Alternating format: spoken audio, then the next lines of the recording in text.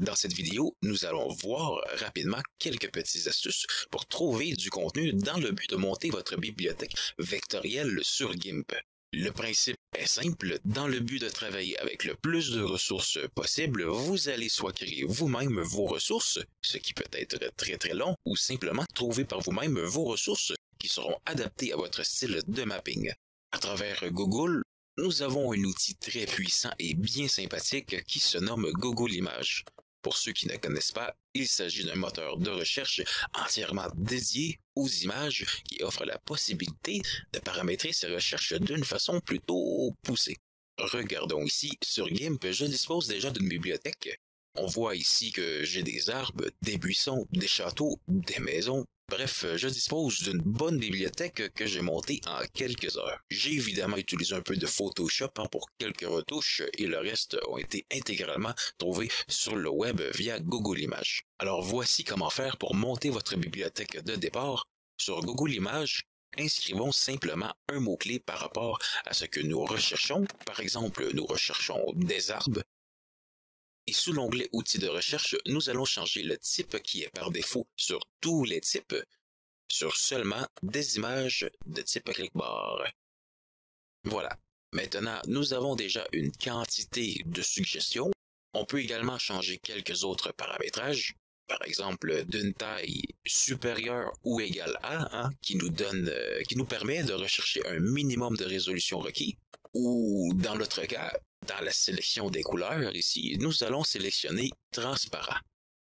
L'option transparent filtrera les images qui ne disposent pas d'un fond transparent. Donc, en majorité, nous aurons des images sous le format PNG ou GIF, qui disposent de canal alpha.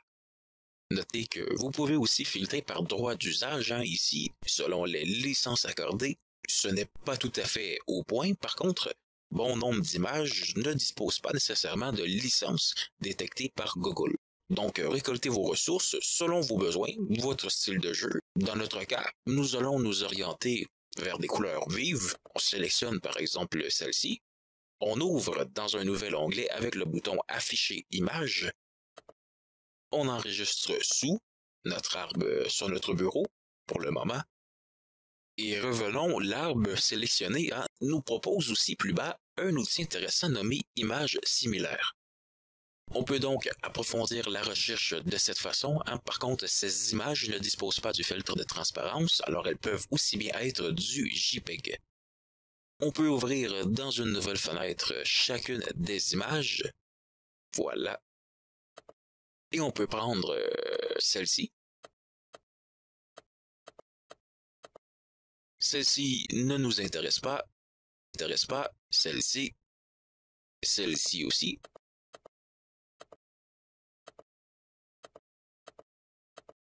Voilà. Voilà. On peut continuer de la même sorte. On peut écrire, par exemple, bateau. Ici, on a un joli bateau. On peut l'enregistrer. Bref, voilà comment monter rapidement votre bibliothèque à l'aide de l'outil Google Images. Vous n'êtes pas obligé de sélectionner des canaux de transparence.